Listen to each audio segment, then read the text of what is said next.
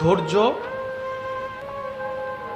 এটাকে আলোকিত করে, ধৈর্য এটাকে মজবুত করে, ধৈর্য জীবনে টিকে থাকার জন্য একটা শক্ত ভূমিকা কাজ করে, ধৈর্য জীবনের অভিজ্ঞতাকে আরো পাকাপোক্ত করে, ধৈর্য মানুষ চিনতে সহযোগিতা করে, ধৈর্য আপনাকে সামনের কদম কিভাবে দিলে সুন্দর হবে সেটা আপনাকে শিখিয়ে দেয়।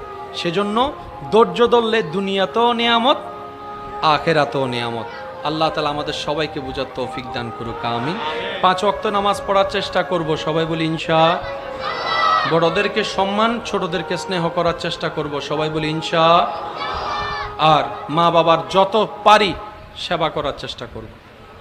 কার কার মা নাই একটু হাত তোলেন, যার মা নাই, মা নাই। যার বাবা নাই একটু হাত তোলেন, বাবা নাই। আল্লাহ আপনাদের সবার মা বাবা কবরের বাসী হয়েছেন, আল্লাহ তাদেরকে জান্নাতের ফুল দ্বারা সজ্জিত করুক, আমিন।